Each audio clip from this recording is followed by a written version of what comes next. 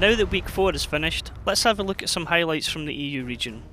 Rusty Roster got some vital points on the board as they won both of their matches in week 4.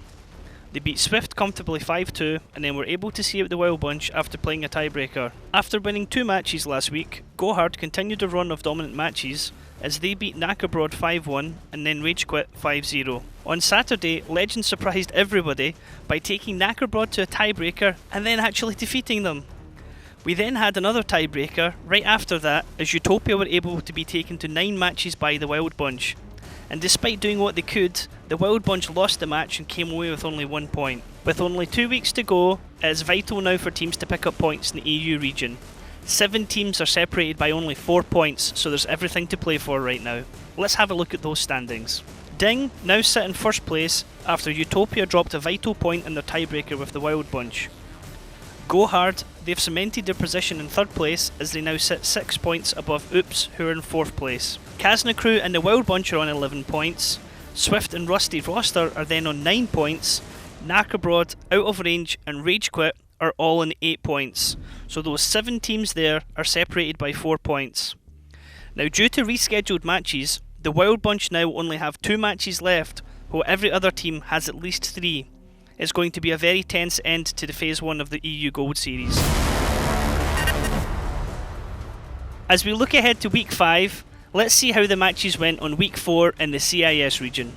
The big talking point for the RU region has to be the mixed fortunes of Navi and Hellraisers again. Both teams won their first match of the week on tiebreakers. Navi were able to close the match against Not So Serious, as Hellraisers were able to hold on against We Play. In the next match, however, it was the clash of the Titans, as Navi and Hellraisers came face to face. In a match that potentially had tiebreaker written all over it, it was a shock turn when Navi stepped up and demolished Hellraisers 5-0 in the space of an hour. Let's have a look at the standings for the RU region, as we can see it's just as close as the EU and North American regions. Hellraisers share top spot with Carpe Diem on 18 points. Following close behind them is Not So Serious on 17 points, and then Navi on 16.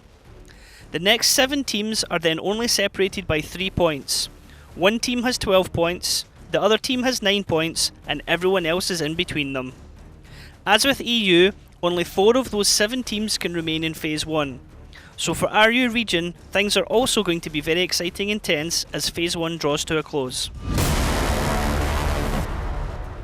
Let's have a look at the NA region, where we can see how the matches went after Week 4 and prepare for Week 5. In the battle for top of the table, Eclipse have dropped some points against Aquatic M60s as they were defeated 5-3. To counter that, Apex, looking strong, did stumble a little bit as they defeated 07 Gaming 5-3. Eclipse then bounced back with a 5-0 victory against rival Simple Tankers, whilst Apex had to go into the tiebreaker to beat Deja Vu. High were able to pick up 6 vital points as they defeated rival Simples and 07 Gaming 5-2 in both matches. Now let's look at the standings for the North America region, as we can see where the teams lie as we come into the final few weeks of Phase 1. Apex have now pulled ahead on 19 points, with Aquatic M60s and Eclipse both coming in behind them on 16 points. Deja Vu sit on 4th place from positions 5 to 9, the teams are then only separated by 3 points. With only 2 matches left, there's everything to play for, as sadly one of those teams won't be staying in the Gold Series for Phase 1. Let's have a look at the Apac region, where we saw some surprise endings to matches and some amazing tactics. EL Gaming once again dominated their matches with 5-0 victories against Twist and the Coalition. Karen Tigers ended up playing 2 tiebreakers as they struggled against Dark Wolves and also Twist. The match with Twist was a particular highlight as we saw an outstanding protective play by Twist using an E100 to block the approach to a teammate and actually running the clock down. The highlight match, however, from the Apac region goes to Meltdown vs Coalition on Ruinberg. Meltdown were the defending team and brought 2 Tier 9 Batchats, 1 E100 and then 5 Mows.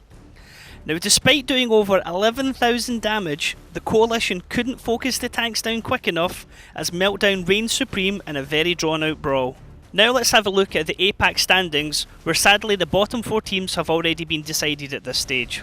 EL Gaming are running away with a number 1 spot on 24 points.